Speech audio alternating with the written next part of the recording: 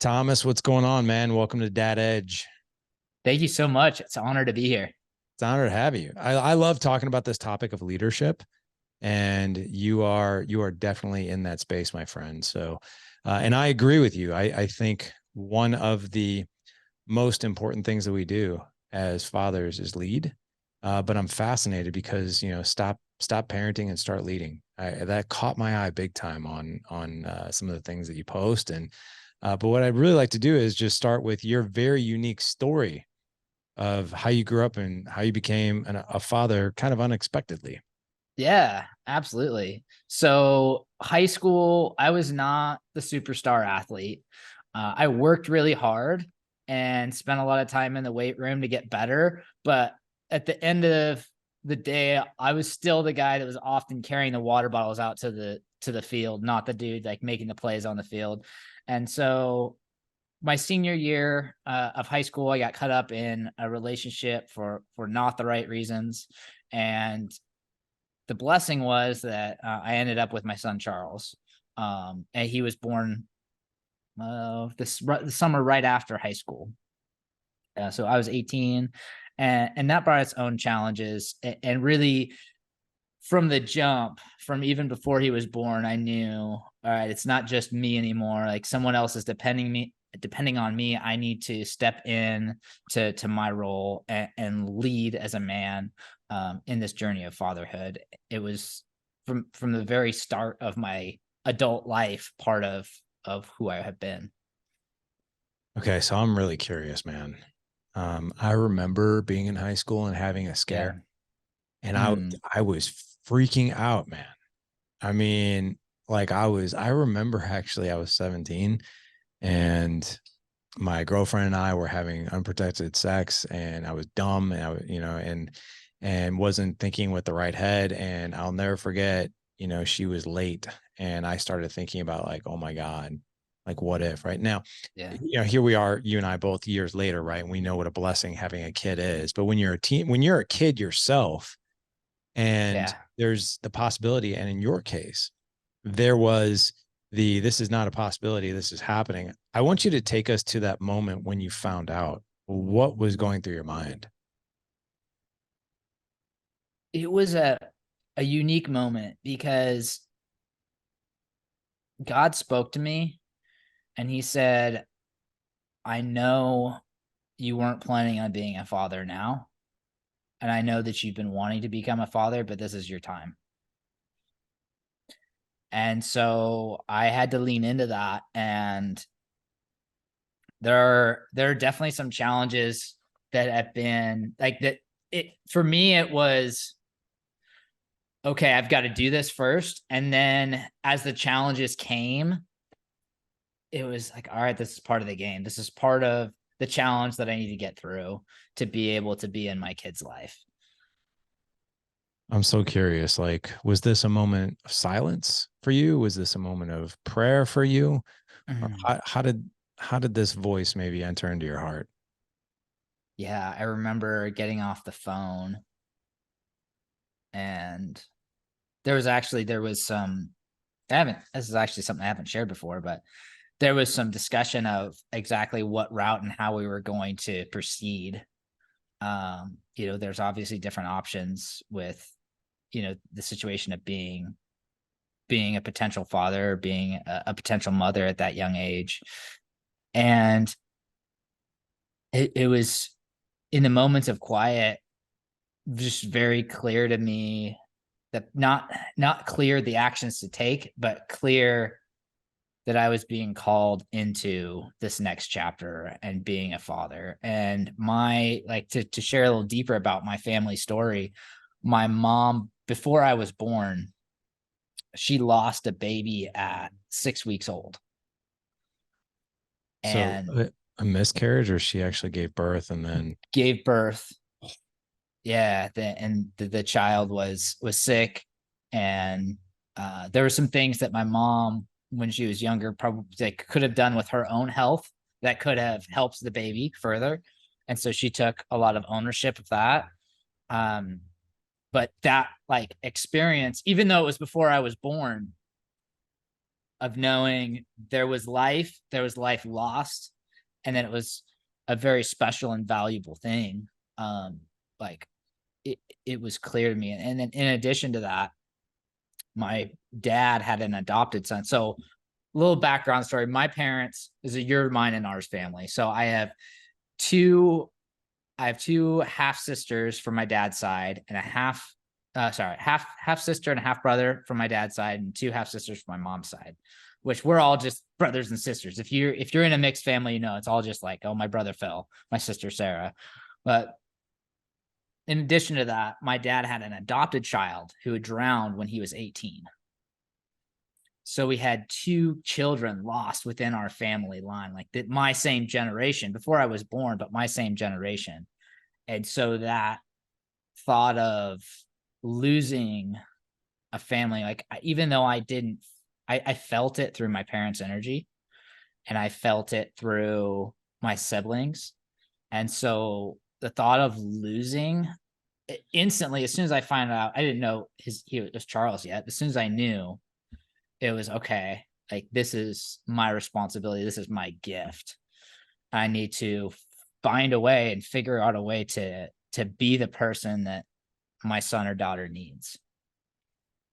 Wow, man.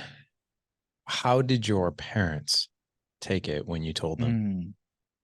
Great question. I remember telling my mom in the kitchen, and it was so powerful because she just said, Thomas, that's something that's very special. And that was all she said. That was just her response. It wasn't like, oh my God, or wow, or anything. It's just literally, that's what she said. Yeah. Wow. Yeah. And I'm curious, what type of voice tone accompanied that? Was it, I get the feeling it wasn't guilt and condensation. It was more like support. It was Okay. support. And I guess I'll say this too. I wasn't a kid who was like, I took care of business in high school. I got my grades done. I participated in sports. I was active. And, you know, I remember I had some siblings who were like, oh my gosh, this is like terrible. This is going to like derail your direction. But my parents were like, we can work with you. Like, we know who you are. Like, people have overcome this. Like, we can make this work. And your dad was the same as your mom? Yeah, I didn't tell him. I think my mom ended up telling my dad. And my dad, so former military, 21 years in the Air Force, like over small things, he'll get real fired up. But when there's like serious emergencies going on, that's when he's like in his space of calm, in his real state. So he's like, okay, we can deal with this. We can figure out how to make this happen and take it one day at a time. So what did it feel like to have that kind of support versus, I think, a lot of other, you know, putting it quite bluntly, kids our age having kids, you know, you're sitting there like, oh my gosh, like, how am I going to have this conversation? What is he or she going to say, meaning mom or dad?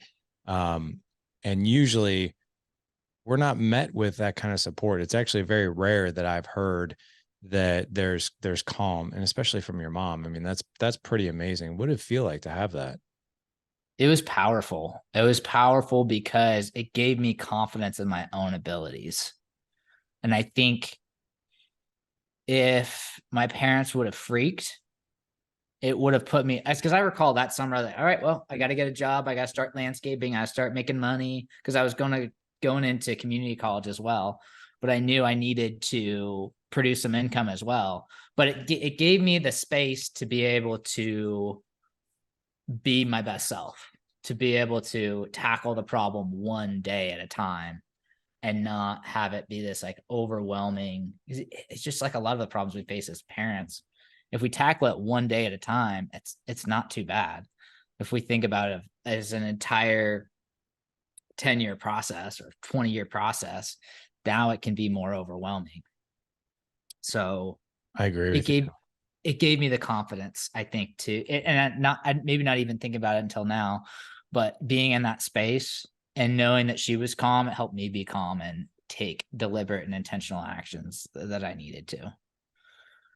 Yeah, I think there's a real message there for all of us, and a big reminder that, as parents, I like to refer to us as the captain of the ship. If you watch the movie Yes. Titanic, right? The captain never freaked out that he knew that basically many people were going to die that night, and he was going to die. He just was calm. He was stoic, and he's like, if I freak, I'm sure he was probably thinking, if I freak out, everyone's going to freak out. And it's really cool to have parents like that. And it's fascinating that your dad doesn't get his feathers ruffled with the big stuff, but it's more the minor stuff. Cause quite frankly, that's how I am. Like, it's the small things for some reason that just get under my skin, but the big stuff, I'm like, okay, well, we got this. Here's what we can do. But that's an amazing, I think, leadership trait. And I think that being a calm, stoic parent, but I wish I could execute it more than I do, but being that calm in the storm, being that lighthouse in the storm is absolutely pivotal. I'm curious, as you became a father, Yeah. take us to the birthday of Charles, and you held your son for the first time. You're 19 years old at that point, and you are now looking at your son thinking like, I'm not even old enough to drink yet, and I'm a father. It's interesting you bring that up because it wasn't like a joyous day when he was born. Mm, I actually didn't see him for 2.5 weeks after he was born. no way. Yeah. So during the time that he was, getting in the oven, the time he spent in the oven, I was, like I mentioned, I was out working landscaping things, and I sent, a few checks over to his mom. But after he was born, I didn't get a word, trying to set up some times to go over and visit. And it was just like one excuse after the next of why it wasn't the right time. And so I had to actually go see an attorney and say, hey, here's the situation. I'm not, haven't been able to see my son. I would, what do I need to do to like make this happen? And like through some work, I was able to see him about 2.5 weeks after he was born. But there was resistance there to, because like we had broken up, and there was I guess maybe fear from her side of like, I'm not with this guy anymore. How is this going to work for him to be in this child's life? Yeah. She was young too. And so I had to do, sometimes we have to do what's best for ourselves. Sometimes we have to do best for what's the women in our life. And sometimes we have to do what's best for our kids. And in this case, the answer was, okay, what's best for my son is for me to be able to connect and see and start to be involved in his life now and not disappear. So it was another fight with that first time of getting to see him. And there was, like, to be totally candid, there was some feelings of anger and Sure. until I finally got to see him, and it was like, okay, like this isn't going to be an easy road because we weren't a match, but I'm going to still bring my full self to every challenge and every situation that's brought before me. Wow. So I'm thinking that the first time you held your son, there's a feeling that I think all fathers get the first time you hold your child, right? Yeah. And whether that's upon immediate delivery, or, I even think of men who are serving in our military, right? Who Right. never see the birth of their son, or daughter, but then they hold them for the first time. But for you, the story I'm telling myself is that the first time you maybe held Charles and you had to fight to do it. So there might have been some extra feelings there. Maybe the first time that maybe you felt like you won a small battle that you finally got to. Yeah. It definitely was. And I would say too, if you're listening to this and you're a dad who is just trying to find that connection and that traction with the woman of your child, the woman of your mother of your child, or your child for the first time, just do the small things And the small things in my case added up to being able to make some massive action. Yeah. That is quite a story. Well, now you have me very curious as to he's 15 now. Is that Yes. correct? Yeah. So he's Yes. 15. So I want you to look at the past 15 years, maybe from a 30,000 foot view. Mm, And I would love for you to just share some points of time in that 15 years where perhaps something pivotal happened to you as far as an awareness or a lesson or some mm, things that are some interactions with him, conversations. Because again, I want to remind the audience, everybody who's listening, that you're a kid yourself when this happened, right? And you're just yeah. trying to figure it out. I mean, I was 30 the first time I had my first son, and I felt like no matter how old we are, we don't know what we're doing. But when you're that age, we're really just trying to figure out life. So I would love for you just to help us zoom out from this experience and just maybe share some points of origin of some things that might have happened along the way. Absolutely.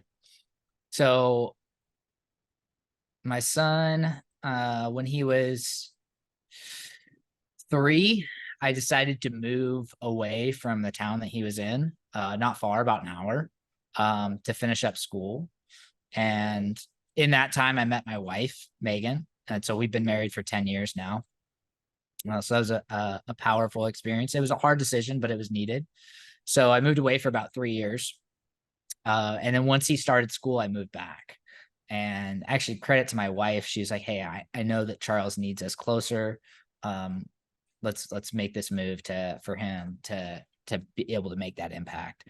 So when he was starting kindergarten, I started getting involved. I was actually super excited because I'd see him every weekend for like a couple dates every weekend. But once we moved back, it was more frequent, and I got involved with his scouts. I got involved with his football team, just pouring into him, giving him opportunities to be a part of a team, develop skills, some of the things that my dad had done with me. And that was an important season for us to grow together. And fast forward to 7th grade, his mom ended up moving to another town, and Charles made the decision. He's like, "Hey, I want to stay here with dad." And so for me, my ego, I was like, "Hell yeah, let's go!" Like I get more time with my son. I'm going to be able to keep him on a good track. And at that time, I had started that summer that he started living with me. I started the father son retreat programs because I was a teacher for 7 years, and I saw a lot of the gaps between what kids were getting in the classroom and the skills they really needed to be successful later in life. And so everything was kind of on an upward trajectory. And uh, in December, January, we hit an icy patch and of 2022, January 2022. He felt like he was being controlled by me. He felt like he was being put into a box, and he felt like I wasn't leading him. I was parenting him. I was telling him like, these are the homework assignments you need to do, when you need to do them, when you need to be in bed, what your time is with your friends, fill in, just like I did when I was a teacher. I laid out a plan. This is the plan. This is what we're following. And all the skills, abilities that I had developed up to that point, that's what I was deploying. And he completely fucking rebelled and pushed back against my leadership and said, "I'm out. I don't want this anymore. Even though I like this town, I like Eugene, I want to move in with my mom because I'm over you." And so I was left standing there with my son and just walked out of my life, launching this father son retreat program and feeling just totally empty and reaching for some type of direction, some type of new traction, and knowing from experience there was a level of structure that I'd be able to provide for Charles that he wasn't going to get just with his mom. I believe that kids need both the mom and the dad that's the best scenario possible, is 50-50 or close to it as possible. Just one, just the other, yes, they can still succeed, but like the best chance of their success is having both in their life. So I needed to that was a time where I really had to reflect and rewrite how I led and how I parented Charles. I'm picturing this happening, your son literally leaving, and you've got this retreat, you've got this mission. I know for a fact, in my life, I've been doing Dad Edge now for 8 years, going on 9 years now. Mm, And that imposter syndrome, man, it pops up big time. It yes. pops up for all of us fathers, it'll pop up in your marriage and in parenting and everywhere else. But for guys like you and I, who are not only leading our own kids, but we're leading other men. And when something hiccups in our life, we're like, wow, am I the guy for this? So I'm curious, what was your feeling of like with your mission when it came to that situation? The first thought was like, well, it's fine. I can push through this. I can continue to help people the way I've been helping them, and I can still provide a powerful experience. That was my first instinct. And getting talking to some powerful people in my life, I realized I needed to dive deeper and use this challenge to rewrite how I was leading my family and how I was leading Charles. And so after that first instinct of no, I'll be fine, I had to take ownership. And it was like, I felt like, damn, I've already taken ownership. Look at all this stuff I've done. That was my instinct. Look at all this stuff I've done. I've already taken ownership. There's always another level. I talk about the light switch, right? So we've got a light switch that can go on and off, and we got the light switch that can get dimmer or brighter. And ownership, respect, a lot of the important attributes as fathers, it's not like an on or off switch. Like I've got a car, it can get me to where I need to go, or it's broken. It works or it doesn't. But these attributes can be, you can have a little bit of respect, you could have a lot of respect. And that was what happened with my ownership, is I had to take such a next level of ownership where I had to really dissect myself, every flaw, every mistake. And then also, how was I connecting with Charles? How was I listening to him? There were things that what I was doing, maybe I was doing at a high level, but there was another aspect of parenting that I was missing completely. Mm. And that's kind of how Dads Who Lead was originated, through my process of rewriting my leadership with Charles. So bring me to present day then. This Yeah. is basically 18 months after January of 2022 when we're recording. Yes. What's your relationship with him now? It's tremendously powerful. Okay. And his own growth has accelerated tremendously. So we go to Muay Thai together once or twice a week, every week. We train. A lot of what I've been focusing on with him is not being a leader across the kitchen table, but being a leader elbow to elbow, finding ways that I can go out and connect with him and guide him in a way outside the home, and not teaching him, not showing him what to do, but having the opportunity to show him how I operate, to take the pressure off. And that's been really powerful because it's allowed him, kids will naturally follow. This is a side story. Last night we had my 3-year-old daughter's getting a glass of water, and she had her favorite Grinch cup that was filled up with water, and I was handing it to her, and it slipped through her hands and it broke and shattered onto the floor. And she's in tears. Props to my wife. She was calm. She took the kids out. I got it swept up. But she kind of saw how we dealt with it. This morning, one of the dogs had knocked over some spice on the ground. And she said, I will clean this up. I'll do this. So she goes and she gets, where's the broom? Let me get the broom. So she's starting to do it. And so too often what I learned as parents is that we end up trying to push our kids to do a certain task instead of allowing them the freedom to take their own decisions and just naturally follow the actions and the lead that we set for them. And so if I were to say, how has my relationship evolved with Charles, there's a tremendous more amount of trust, that he's going to make a decision that's best for himself. And his belief and direction of what's best for himself is a powerful one. He's very into his fitness. He's very into meditating and becoming the next level of Charles each day. And he struggles, and he has times where he's on his phone more than he wants to, or stays up more than he wants to. And he says, dang, I got to get my sleep schedule better. But it's him telling him that he needs to get his sleep schedule better. It's not me telling, especially in the summer.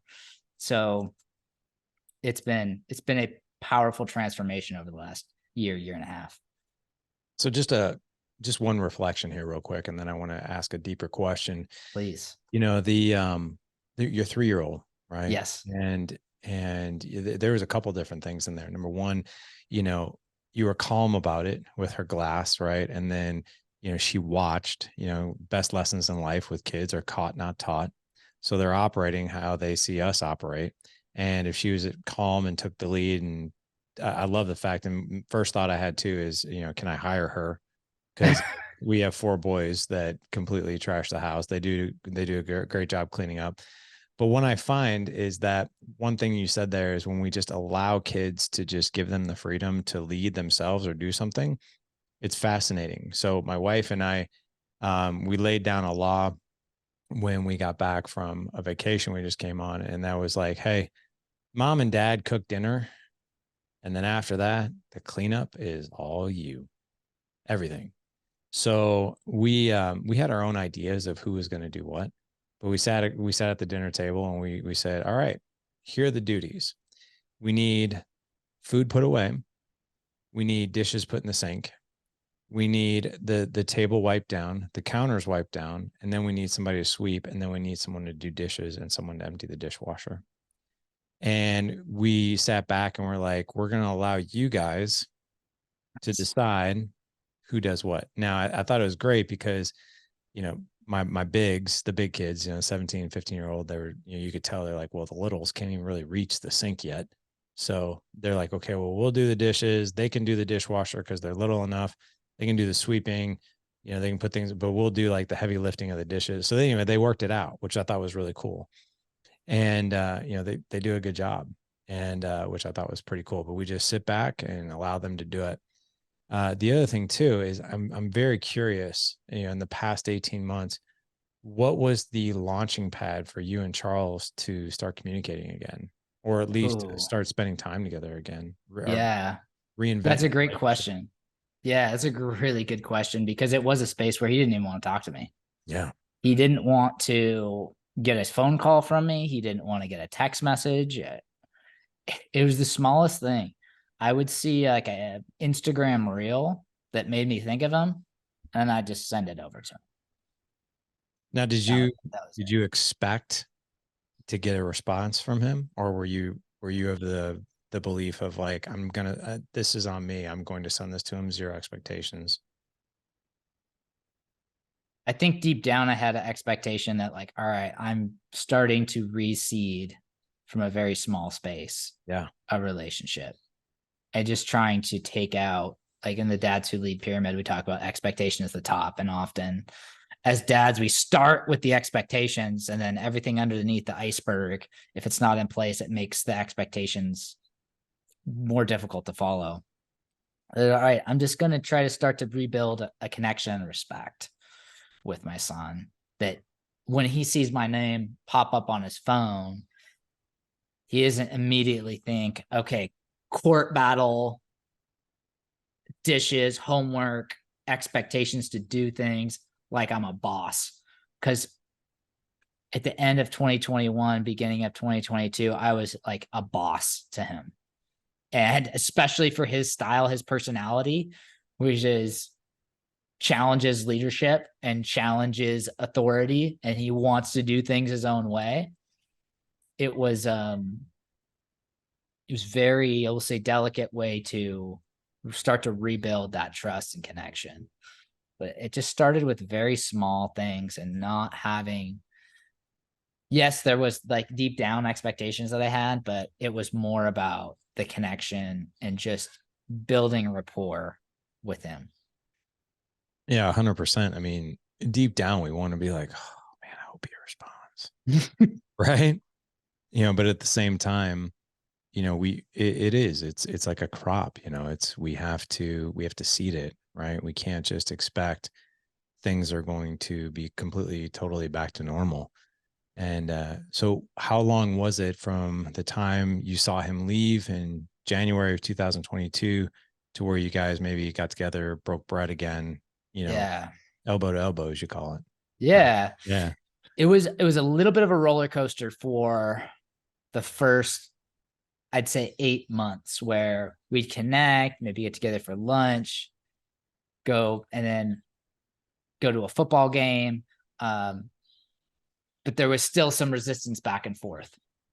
And part of that had to do too with the custody battle that we had going through.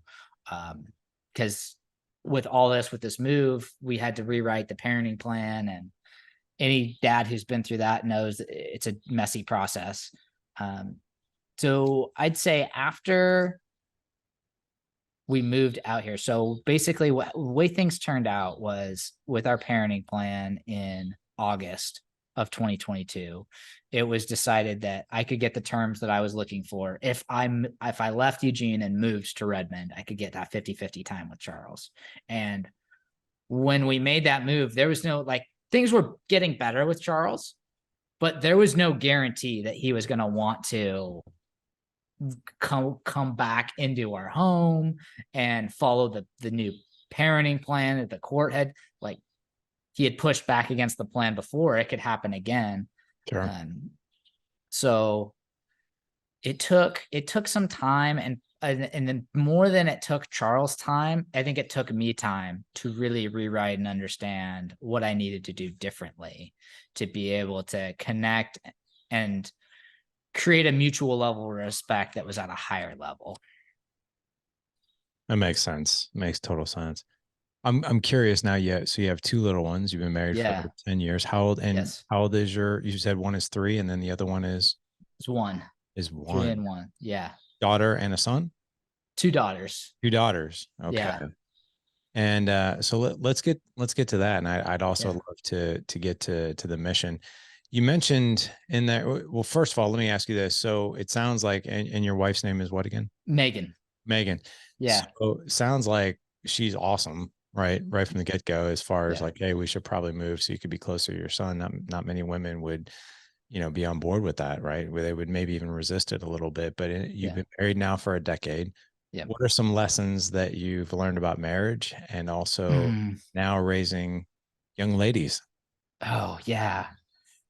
Cool. Awesome question. 2 very different responses. I would say the number one thing with marriage is to know the direction that I'm taking myself and being confident in whatever that, because it's changed, but being confident in the direction that I am driving in. I was a teacher for 7 years. So the drive was I wanted to be a high school strength and conditioning coach. And when we first started, that was like all systems go, moving to that direction. We were in school when we started dating. I was in school after we got married. So having that drive and direction, I think, was very assuring and attractive to the feminine energy. So that's been a tremendous, naturally who I am, someone who's like moving towards goals. I'm not like the most suave dude talking to girls by any means. I've never been that dude, but I have been confident in the direction I'm going. So being sure in that when there is a conflict or a big decision, knowing our big, like, I'm sure you've heard the analogy of the rocks. Like, what are your big rocks in your glass that you put in first? Yeah. Because you can fill up everything with a little bits of sand and there's no space. So if you know what your big rocks are for you and for the family, that can help guide you in those bigger decisions. And yeah, Megan's amazing. So I got to give her credit as well. But if there was something that I've done, it would be having a strong direction. And coming with that direction from a space of love, not like, this is what we're fucking doing and this is why, but I love the family. This is what's going to be best for us. And then with daughters, oh my gosh, I was actually really scared when I first found out I was going to have a daughter. I was like, oh man, what is this going to be about? My wife talks about my reaction on my face when the ultrasound tech said, oh, we're going to have a little girl. She's like, you had this just look of fear that just flash. What is this going to be? And then when we found out we were going to have a girl for the second one too, I was like, oh, cool. This will be fun. Like there's so much energy and innocence within their spirit.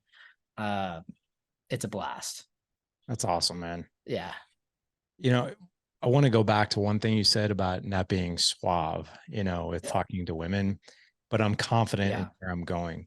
Yeah. You don't need to be suave if you're confident with where you're going. In fact, Right. confidence is the number one thing that attracts women anyway. It's not necessarily like, hey, what's going on? Right. They see right through that, but they can see, like, is this guy comfortable in his own skin? Does he know where he's going and what he's doing? Like, that is one of the most confident things ever. It's the insecurity. And what most people will do is they feel that they have to be the suave person or say the right thing because they're so insecure. But if you don't know the right thing to say, and even if you're like, I don't know the right thing to say, like I joke with, we were on a trip last week with our family, and we met another couple. We were just kind of like, our kids were playing with their kids, and we would just, like, we were staying at the same place, and so we see them a lot, and we exchange stories of like, how'd you guys meet? And I told them the story of, like, when I first 3 weeks, like, I was face planting with my wife over and over again. But I would just, like, laugh about it, because, like, for the first 3 weeks I hung out with her, I had no clue if she liked me or not, or if I was in the friend zone or where I was. Like, Yeah. first time I kissed her, I literally did a countdown in my head and then just grabbed her and kissed her, and she didn't kiss me back. She started laughing. And I was like, oh, that's awesome. Damn. I know, right? Didn't go as planned. Right. But it turns out, long story short, she did like me. And I could not tell. I was just like, and when I kissed her for the first time, we had been hanging out for like 3 weeks. And I'm like, this is killing me. If I don't make a move, like, this is, so I literally, but I was so nervous, and I just counted down in my head and grabbed her and kissed her. And she's like, I was, like, right in the middle of saying something. Like, I was right in the middle of a sentence, and you just come, like, barreling in. So that was, but she's like, but I thought it was endearing, so, which is cool. You mentioned the pyramid, and expectations are at the top. Man, that got my attention. So I would love for you to share with us what the pyramid looks like. And most important, I really want to know this expectation thing, like, for me and my own selfishness. And I'll tell you why. Been doing this work for over a decade now, been doing the podcast now, going on 9 years, and I still struggle with that expectation piece. And I'll just share a quick example, right? Please. I try not to do this. And I usually catch myself doing it, but sometimes I still, like, it's kind of like trying to kiss my wife for the first time. I face plant. So there are times where, I've got 2 teenage boys now. They're really busy with their sports, and it's summertime, so they're busy with their friends. Normally during the school year, we eat dinner as a family, I would say 4 to 6 times a week, which is still blows my mind. So, like, last night, it's a Sunday night. We all sat down for dinner, which was awesome. And I was like, oh man, it's going to be great. We're going to be talking about this. We're going to be connecting like this. And it was chaotic. It was like, got the littles talking over the bigs. We got this one fighting over that. And this one spills corn everywhere. This one drops it. And I'm like, I'm sitting there, and, like, inside, I'm kind of like getting irritated. I'm like, this is not what I expected it would be. And of course, since I've been doing this work, I'm like, well, you're an idiot. Why would you throw these expectations on a dinner like that? You know better, right? So I'm curious, pyramid, expectations at the top. Yeah. So the layers of the pyramid, the first thing is ownership over our results. Whatever happens to me as a man, I have to first take ownership over the outcome. And if I'm in the space of, hey, this happened to me, not because of me, it takes away my ability to maneuver. It takes away my ability to lead. And it tells my subconscious that I'm a role character. So throughout school, being a teacher, something that I saw was the biggest problem, which you don't hear this a lot. For 18 years, kids are told to do assignments, sit in a seat,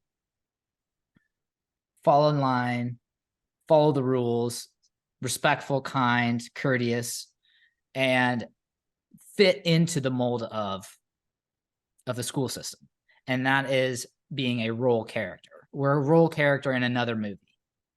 And then as soon as they turn 18, the expectation is that now you should be able to be the main character in your movie and make these major decisions and moves. So what I try to do with my time with my kids and the folks that I work with is, hey, how can we put our kids in a position where they see that they're going to be the main character in their own movie early on, so they can start to get practice at that. God bless. That's good. So that's basically that's what the whole ownership is. It's the base. It's the hardest to do. It's the one that takes the most time to change, and that's ownership over the results that we get. I love that, man. And I even love the visual that goes with that, you know, being the main character, not the role character. Cause you're right. You know, I think that's a huge miss. My 9-year-old, quick story. And then I want to get to the next level of this pyramid, but my 9-year-old, has been so curious about business versus you know, owning your own business versus having a job. And he always asks me these really deep questions. And I'm like, God bless, are you really 9? Like my brain didn't think like that. So he's like, you know, why does so-and-so's dad have a job and why do you have a business? And so I explained it to him and he's like, well, how do you make money owning a business? And I'm sitting there thinking like, oh my gosh, like how do I do this in a 9-year-old? I told him, I was like, easiest way to do that. Be a person of value. So bring value to others and solve someone's problem. That's really it. And he's like, that's it. I said, yeah. So this past weekend, he's like, Dad, I want to open my own business. And I'm like, okay, what do you got? He's like, well, and I just had a podcast guest on who talked about kid entrepreneurship and a lemonade stand. He's like, and I read him that book. He's like, I want to open up a lemonade stand. And I said, and I asked him this question just to see where his head was at. And I was like, why do you want to do that? And I expected him to say, because I want to make money. And instead he goes, I want to bring tasty lemonade to people who are thirsty. And I'm like, oh my God, that might be the coolest thing. And so we open up and I am not kidding when I say this. So we worked. Space of service. Right. We worked for an hour and a half the first night. And then we did another night. He wanted to go back out there. He made $180. Yeah. I'm sitting there thinking like, oh my God, selling cups of lemonade for $1. And, but it was really cool because it came out of that. I could see that main character role coming out in him, which and I think, sometimes as a parent, you know, you want to give them all the reasons why they shouldn't do something, but it's like, wait a second, well, let's give this a try, especially with this, I would say this compass that you got going on where you want to bring tasty lemonade to people who are thirsty. So I think that's really cool, man. And you're right. The school system does, you know, sit them in a seat, sit down, be quiet. I'm going to teach you this, do your assignments, do this, this, and this. That's huge. What's the next level in the pyramid? The next level is when we really develop the skills, and that is respect, earned respect. And there are two facets of respect that I talk about with clients. And the first one is respect that we get from the world. So if we go out and we work, you hear it on the radio, listen to a country music channel, works 12-hour day out in the field, like that's going to earn respect with people because you're a person who's taking action. The other, and that side in 2021, 2022, I was hitting that. But what I was missing was the other side of respect, and that's the connection. And often our kids don't really care how much money we're making or how hard we're working. They care about how much they feel understood and how is that mutual level of respect and communication between the two of you. Being able to sit down and have a conversation with Charles and hear everything that he's saying and not coming from a space of judgment, just listening, even though sometimes there might be something he says as a teenager. I'm like, well, that's interesting viewpoint, but I'm just going to listen and be curious, just like you're doing on this interview, is being really curious and digging into the heart of the people that we're leading. So there's this level of mutual respect, and like we talked about, it can always amplify, it can always get brighter. And that's what I see is there's some folks that will try to go ahead and like, hey, I'm going to go take my kids on a vacation, and they go on a vacation and they're miserable on the vacation because they don't have the connection. They don't have the mutual respect to enjoy the time together. So the respect is the second layer, and that's critical to be able to go deep. Like, we're not going to be able to go deep with people. You could go out to lunch with somebody, but if you don't have mutual respect, you're not going to be able to go deep. 100%. I want you to clarify something if you can, Please. with this mutual respect thing. And I think being so in the dad edge community and in our mastermind, what we teach guys is lead with curiosity and appreciation. Mm.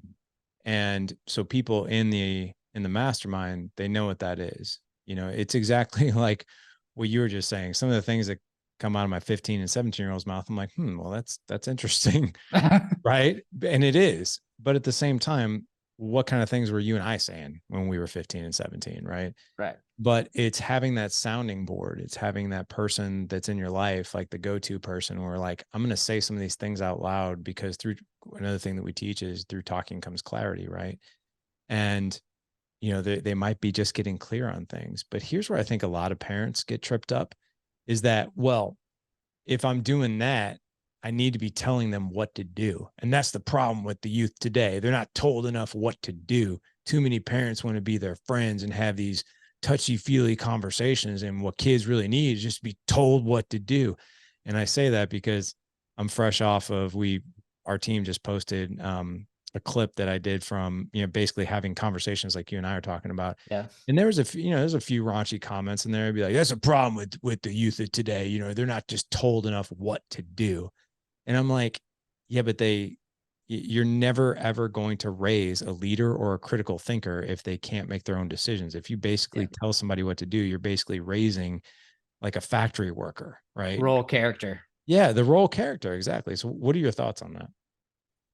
Yeah, it's a great question. And that's probably something that I believe, coming from coaching football and wrestling, but we can counter that by also leading and being that guy that's out in the field and pushing and being confident in the direction that we're all already going with our own life. Our kids can lean in and follow us. So, for example, I get up in the morning and I lift. I do a workout. My son knows that I do that. I don't tell him every now and then, maybe every week or so, like, well, I'm doing this workout in the morning. If you want to do it, cool. Just neutral. I'm not attached. I'm not saying you need to get up and work out with me. He's like, no, I'm going to do it. But then during his time, 8:00 at night, he's like, I'm going to get a lift in. I want to get strong. I want to, like, he's setting his own goals and his own intentions, just like you talked about.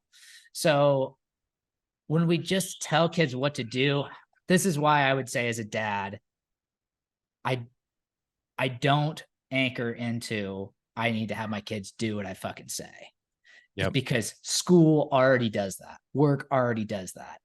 We can be something unique. We can be an opportunity to help them learn how to listen to their heart and have those conversations in their mind. Charles and I went on a trip in December, like just a few months ago. And I asked him a few questions and about like, hey, what's your direction? What are you thinking for the next, after high school or the next season of your life? And I got some I don't knows, but it started to change the questions that were in his mind. And so then a couple months later, he's like, hey, I want to start this summer. I want to start a car detailing business. I want to get some supplies and I want to go and like clean out people's cars because I think that's going to have good margin. So he's starting to create his own story. And that's ultimately, as leaders, we can only tell so many people what to do. Yep. But how many people can we have under our roof that are doing their own things? I love that, man. I think that there's a delicate dance there, right? As far as I think that I think it's best that we lead in that way, having conversations, right? Being very curious, being appreciative. I think we need to do that 80-90% of the time. But I also think that there are sometimes, and also depending on the age, maybe more times, it just sort of depends. Yes. We're like, hey man, this is what we're doing. right? Oh yeah. But I think where most parents get tripped up on is they do that 80-90% of the time is like, this is what we're doing. This is what you're doing. This is what we're doing, period, end of sentence, right? That's how I was raised. But I don't think that we develop a kid or a young man or a young woman who can think for themselves and lead others if we don't give them opportunity to do so, right? We've got to give them those reps, right? It's just like, I mean, you were a coach, you Yeah. wrestling. It's like you could tell someone, how to do a cross face with a near leg, right?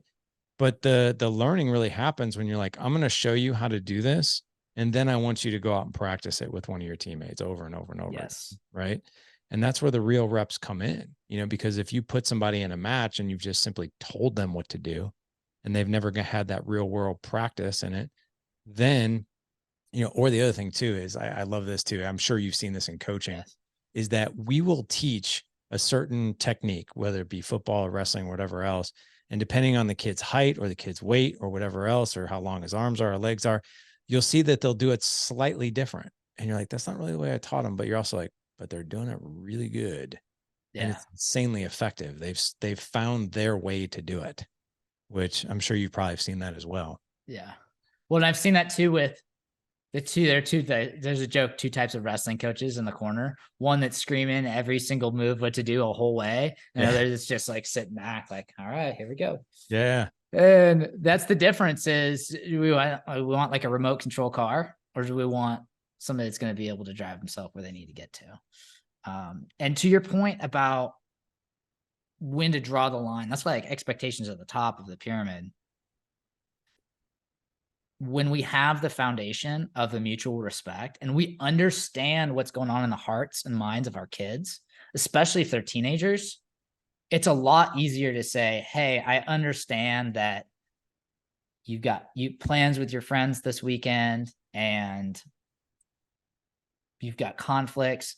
This trip is something we've had planned for a long time. We're all going on this. Yeah. It's a lot easier for them to fall into our leadership if it's something that they're not in agreement with. And if we have that skill to mutually connect with them and they still understand, it's not that they're the ones in charge of the house, Right. right? It's just what they're in charge of their own ship. And as our kids get older, like you talked about the ship, they get more and more leash to be able to, as they succeed and grow more skills, they're able to go further and further out on their own. Oh, 100%. I also think that, you've mentioned the word connection. I've actually counted 5 times in the show. And connection is key. And I think that we can actually disagree and quote unquote lay down a rule, a law, or a boundary, but still connect with them. We just, like I said, we just got back from this trip, and we went to Hawaii as a family because my wife and I've been married now 20 years. So we did this whole renewal of vows, and none of us went to Hawaii. It was a big bucket list thing. And when we got back, my 15-year-old immediately wanted to start having friends to spend the night. Like literally the next night we got back, and we're jet lagged out of our minds. And he was like, can so-and-so spend the night tonight? And we're like, no, not tonight. He's like, what about tomorrow night? We're like, no, not tomorrow night. Not until no one can spend the night until Saturday. And that was like 4 days after we got back. Yeah. And he was like really upset about it because normally we're cool with it. In fact, we would rather have kids spend the night here than elsewhere. Yeah. And I said, here's the thing, man. I was like, I know you're probably upset, and I know you haven't seen any of your friends in 12 days. And that's probably like, you probably miss hanging out with them. It's a bit draining, and you just want to like get right back into life again. I was like, and I get that. I was like, at the same time, you have little brothers, mom and dad we're just smoked as far as exhaustion goes. We need about 4 days, man, just 4 days to really get that cycle of sleep back in before, we start having people over. But I understand you're not happy about it, but I get it. But that's what we're doing. And you could tell he was like, that sunk in a lot easier for him because it was the connection piece. Because I labeled the emotion he was feeling, but at the same time, and he was like, okay, I get it, right? Versus like, because I said so, man.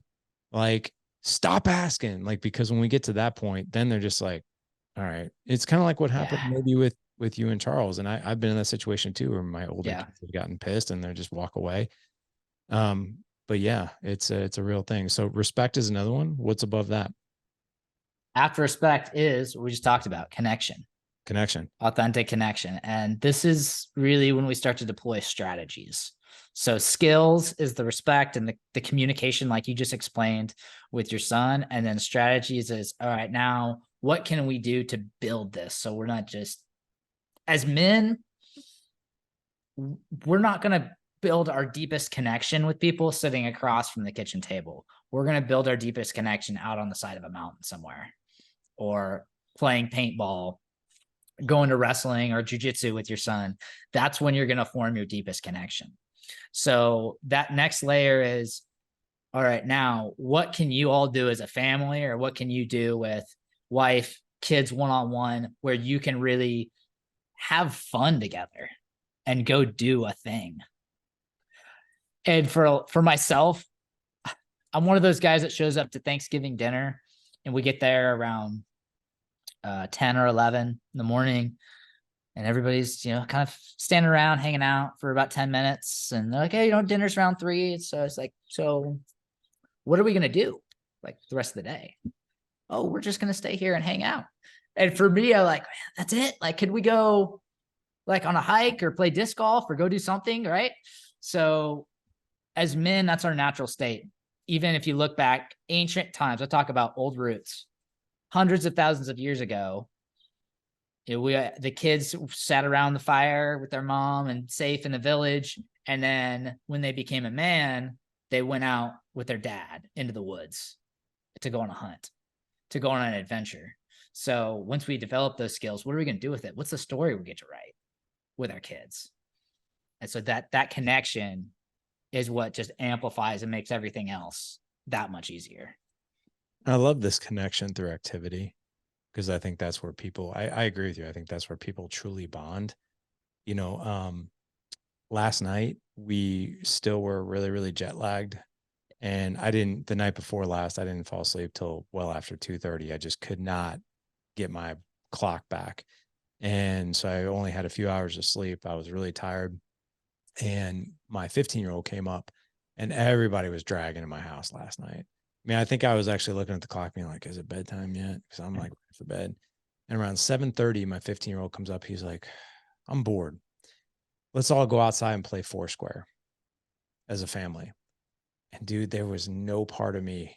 Usually I'm game for that kind of stuff, but I was like, I can't even think right now. And I told him at first, I was like, Mace, I was like, dude, me and mom are so, and my wife was like, Mason, there's no part of me that wants to play tonight. I'm really tired. And I was like, I am too. And he's like, come on, come on. And I looked at my wife, and we both kind of gave each other that look of like, we're going to really regret this if we don't do this. Like, how many more invites are we going to get from our 15-year-old to go out and play Foursquare as a family? So we did it. And of course, within like 3 minutes, we're having the best time, forgot about how tired we were. But it was that activity that really, it really binds you as a family. It's not sitting and chilling and watching Netflix. It's this, No. it's tossing the ball around. It's having some fun. It's doing something different. Like, I love the fact that that's a part of this, man. That's so cool. Yeah. I really, Absolutely. before I really want you to hit on expectations though. Yeah. And, I would really love any type of information as far as why number one, do we get tripped up on that? Like, that's always like kind of that's actually more or less our foundation is I Right. have an expectation of how hopefully this conversation, this thing or whatever is going to turn out. But why do we start there? And then why is expectations at the top of the pyramid for you? Yeah. So just as a pyramid, the top goes on last. That's with dads who lead, we flip it, right? So we say expectations are going to come last. We're going to focus on what's underneath the pyramid. We're going to focus on what's underneath the iceberg, so that when we get to expectations, when we get to that time where 3-year-olds running around and it's time to go to bed, like if we've done a really good job of listening and modeling how to listen and respect and spending time, her ability to listen to us as a leader is going to be so much stronger and so much more ready to fall in line with what the routine is. So the expectations are at the top, because if we do everything else underneath it, the expectations become so much easier. And with it, it really starts with what are our expectations for ourselves? And are we following those? And if we're following those, it's going to be, again, easier for our kids to make it happen. I love that, man. So basically modeling. Yes. Yeah. Yes. Yeah. I heard this. I think it was my wife and I, this was years and years and years ago. We took Love and Logic when our two older boys were younger. Yeah. And it was almost like, Pandora's box really opens up as far as like, just certain things that you learn. You're like, oh my gosh, like I never really thought of it that way. But one of it was exactly that, is that if you give, kids low stakes decisions, and you lead by example, something like bedtime won't be nearly as much of a nightmare as what most parents experience, because what most of us do as parents is we tighten the reins so far down all day long. You take a kid who's like in school, right? They're sit down, be quiet, do this, do that. Then they're home. It's sit down, be quiet, don't make any decisions. You're going to do everything I say. And then you go to bed, and it's like the one thing that they can control is like, I can control if I'm going to go to sleep or not. Right. And I can control how much I'm going to fight you on it. And that's when like the beast comes out, right? It's like, Yep. that's when the demon comes out. You're like, what happened to my child? They used to be so kind. And then I tried to put them to bed and they fought. But I think if you go about it that way, modeling and interacting and being curious and all that. And I also want to remind the audience too, that this is not the absence of consequences and discipline, Right. because we can still do those things. But it depends on the boundaries that we set.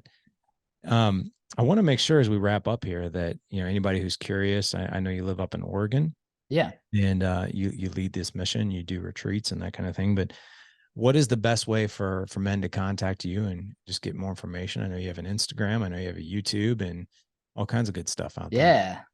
Yeah. And then just real quick, but wrapping up expectations too, I Yeah. wanted to include going off of what you said, being, especially as kids get older, being clear and being early with what the expectations are makes it a lot easier. Because so with teenagers, and I guess it's something I learned from teaching middle school PE, because kids come in, they have their own agenda.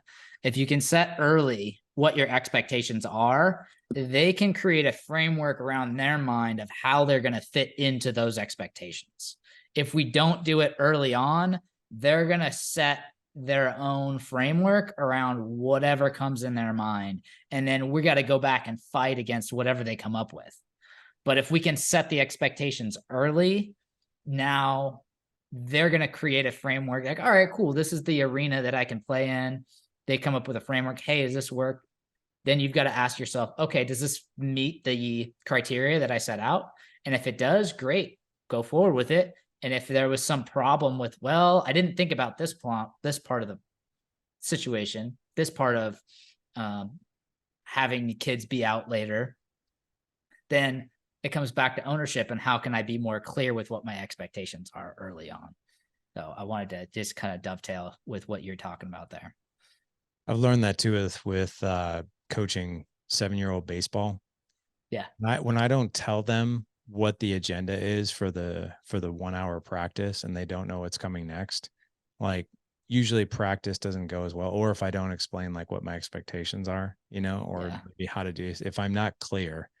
And as soon as I think I'm clear, we need to be more clear. Have you noticed that as well? Yes. Yeah. What Yeah. we It's think like, is clear might not be clear at all. yeah, sometimes it's going back over it, it's getting it in writing, whatever it is that works for you. Yeah. And works for your family. But being clear early on is so much easier. And that's sometimes as families, we get caught in the trap of like, maybe we grew up in a family that was a challenging situation, or these interactions didn't happen the way that you and I are talking about them unfolding. And we feel like, oh, being at home is a lot of work. Having a relationship with a kid is strenuous. And so if we have those mindsets, we start to subconsciously move in that direction as opposed to moving in a direction that can be fun and easy. 100%, man. So, I totally agree with that. Well, where can men find you and get more information, or just get more Thomas, right? Yeah, absolutely. The best thing to do is if you go to dadswholead.com, there's a free quiz. You'll see there, or a free assessment, leadership, and there are different leadership profiles. And each of us have our own strengths and weaknesses. And that quiz will give you an idea of where you lie in that paradigm. And it'll also get you hooked into our podcast, get you hooked into any other opportunities that we have coming out. We're going to have a book launching later this year that's going to go into detail into the pyramid and how to really leverage your leadership as a dad. So the best thing to do is go to dadswholead.com and take that free assessment. Which, by the way, I'm curious what my results were. I took that the other day, and I'm curious to see what that is. Sweet. So I can talk to you offline about making sure you got your results, but the other place that folks can find me is Instagram, Dads Who Lead, Facebook, Dads Who Lead, and YouTube, Dads. Just keep it simple. So if you want to reach out to me directly, the Instagram's the easy way. I check that on a regular basis and love to chat with anybody that wants to connect and go deeper. Well, not a problem, man. We're going to make this really easy for the audience. We're going to have all those links in the show notes. So we'll have your Instagram, the Facebook, we'll have dadswholead.com, which, by the way, I took that quiz the other night. Pretty cool stuff. Like I said, I'm really anxious to see what I got. I'll have to go check my email and see if it got popped in there. But gentlemen, all you have to do is head on over to thedadedge.com/434 for this show. Again, thedadedge.com/434. Thomas, thank you so much for coming on, sharing your wisdom and your journey, being a father so young, and the things that you've learned. And thanks for the mission you're leading, my friend. We need more of you out there doing this stuff, more of us out there doing this stuff. Thank you, my friend. I appreciate it. You bet. Gentlemen, go out and live legendary. Take care.